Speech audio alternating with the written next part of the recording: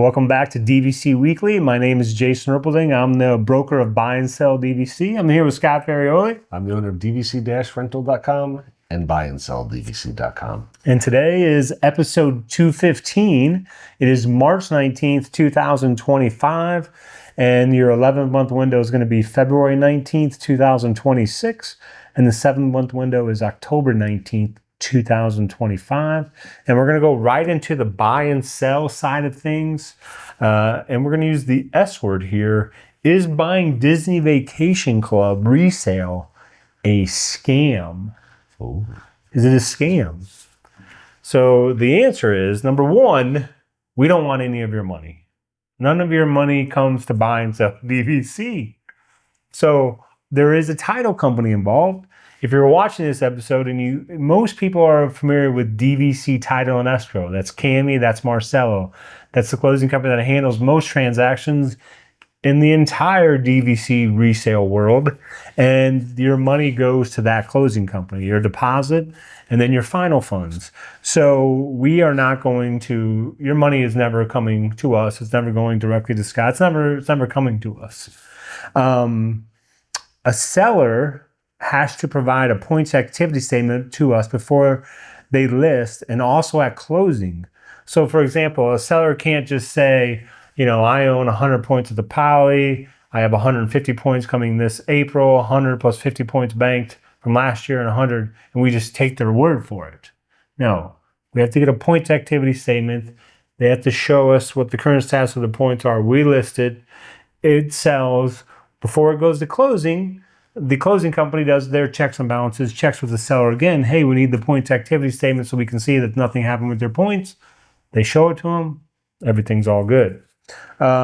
Disney is involved with the transaction. We can't have any transaction without Disney looking at it. So if, for example, I have a seller where, I will tell you this. We run into sellers where their name was this at the time they purchased, then their name became this, then their name became it ends up being like multiple names. And so, I have to show like different marriage certificates or things like that to show the name change, because if I don't, Disney will say, we need something to show that, again, what I'm trying to say is Disney is involved in the transaction. They're looking at, most people think they're just looking at right of first refusal. What's the resort? What's the price? No, they're looking at the names. They're looking at everything. Let's see, like here, for example, I wrote, if friends have bought a property together and then one of them passed and they didn't do the proper probate process, then it couldn't go through with closing. And then the closing company, they can take up to $7,500 on a credit card, and then most buyers wire the funds once the closing company has the documents from the seller. Disney Vacation Club resale properties are mainly sold, I put on here, by 6 reputable resale companies that have been doing business for a very long time. So it is indeed not a scam to purchase Disney Vacation Club resale. This is a product that can be sold and purchased easily, which is another advantage of DVC. I've personally bought 5 properties via resale and still have 3 of the deeds. So I've had 7 transactions. All 7 transactions were super smooth. Can't complain. So I don't know offhand. I'm ballparking. I've probably bought somewhere between 40 and 50 contracts via resale. Plus, if you consider the amount of ones that you sold, yes, you might be up that to, as well. So yeah, you might be up to 85 transactions or something. Possibly, yes. So but it is indeed not a scam. And I will tell you, sometimes I think, I'm not even. There's no way that it.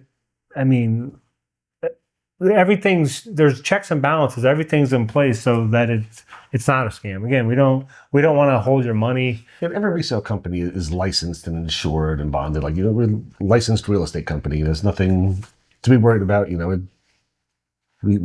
go through all the legal channels to do this stuff. It's not like it's somebody on a street corner in New York. Hey, you want Saratoga Springs? This is our livelihoods too. So it's none of this is a scam. Nothing. Disney doesn't sell DVC contracts. They're not interested in helping you sell them, or when you decide that you want to sell. They'll sell your contract. They'll up front. But if you like buying a house, you can buy the house from the developer, Disney. Once you go to sell your house again, they want nothing to do with you. So you've got to find a licensed brokerage that specializes in Disney to do this stuff for you. And the good news is that it is, I mean, and the good news is it's 2025. So yeah, was it a little bit, rougher transaction, say in, 1996, 1997, 1998? Definitely. But, this is 2025, things have changed.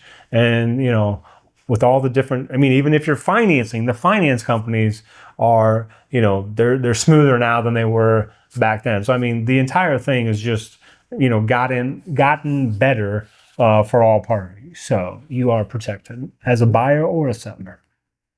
And now we're on to the food review of the week. Come here, I'm gonna eat you.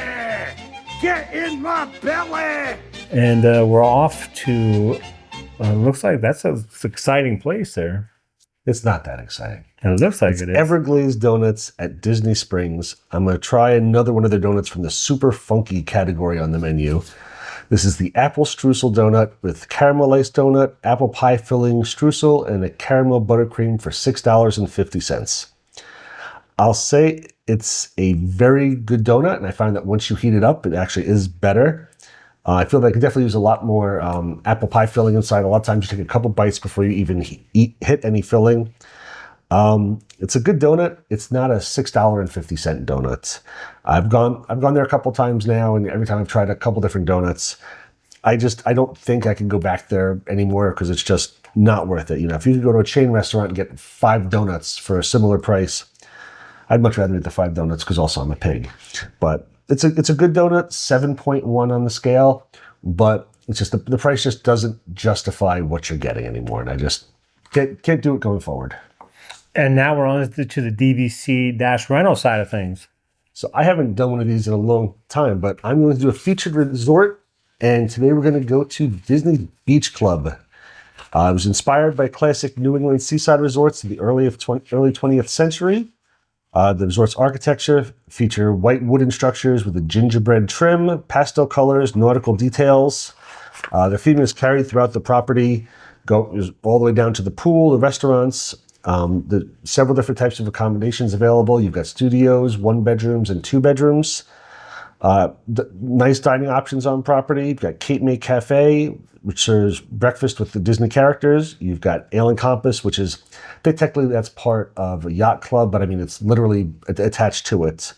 And Beaches and Cream Soda Shop, well known for its over-the-top crazy ice cream sundaes, which we still have to try at some point. Yes, kitchen sink. Have to try kitchen sink sometime. Some tips for booking at Beach Club. Beach Club is one of the smallest resorts out there with DVC room-wise. You definitely want to book that as close to the 11-month window as possible. This is especially the case during Epcot's Food and Wine Festival because everybody wants to be at Boardwalk or Beach Club during Food and Wine Festival, so that way they can walk to Epcot, indulge in some adult beverages as well as some foods, and then stumble their way back to the room. I will say also that one of the things that you need to be aware of is that the studios at Beach Club will allow you to have 5 plus an infant.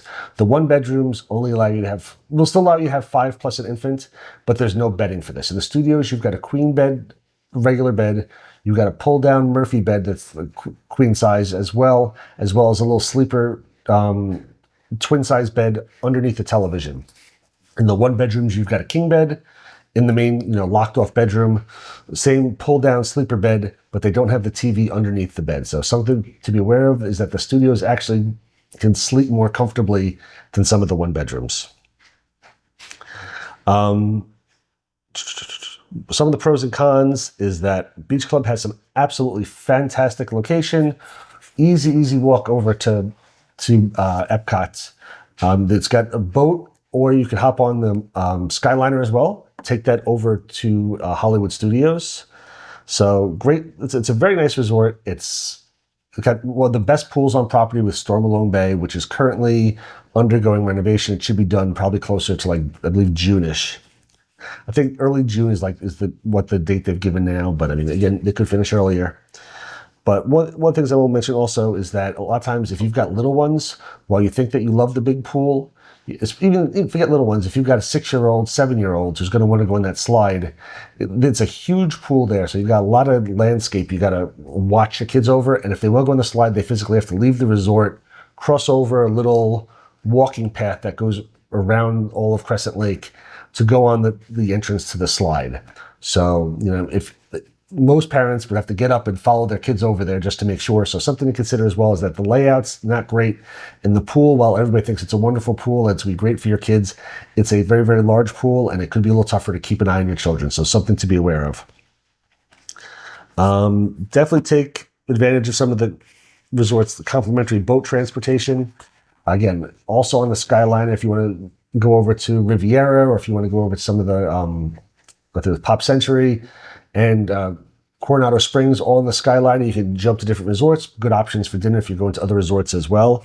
Definitely pack your swimsuit and sunscreen. You're going to be hanging out Stormalone Bay. Again, most people think that's one of the best on property. Make sure you do dining reservations in advance, especially for stuff like Cape May Cafe or Beaches and Cream. Ale and Compass a lot of times has last-minute reservations you can kind of sneak into, sometimes day of. And make sure you also take advantage of some stuff the resort specifically has, such as like the campfires and movie nights. So you can get those s'mores, or do marshmallows, movies, lots of fun stuff to do around the resort, right in the little heart.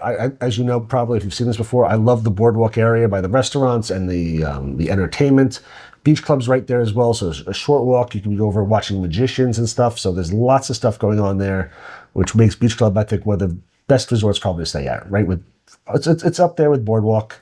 I like Boardwalk a little more because they've got some cheaper options that's a little closer to the entertainment, but Beach Club is absolutely fantastic as well. So let me ask you this. Just so of course the Beach Club, and then you have the Yacht Club, which is not DVC. Yep. So I'm asking, like, how is the Yacht Club seen these days? Is it still seen as like kind of like one of the top places to go to, or is it kind of? In all fairness, I mean, if you sat there and asked a random person staying on Disney property, what are the top resorts? I think they'll probably go Grand Floridian and Polynesian. They know that. Maybe Animal Kingdom or Wilderness Lodge. I don't think many of them even realize Yacht Club is a deluxe resort. Like I think it probably does not get a ton of love. It's kind of underrated, and a lot of people don't even know it probably exists. Because when I worked for DVC, this was like 99 to 2001, the sales center was at the boardwalk. Mm. So the people that were staying at the Yacht Club, it was just an easy to, because they were just spending all, I don't know what the Yacht Club, room cost is, but they're just spending all this money even back then. It's very similar to Beach Club, where studios probably, $600-$700 a night. So they were, they would just go, and then like a lot of those people became members because it just was an easy thing, because again, the sales center was right there. Now that the sales center's not there, but yeah, I'm on Disney boards all the time that are not specifically Disney Vacation Club boards. And I never see anybody mention Yacht Club at all. Oh, really? I think it's very, I don't want to say underrated. I think it's relatively unknown. Like Riviera is still brand new and it's kind of unknown. Like it's not one that you think of as much. Yacht Club, I think is very little love.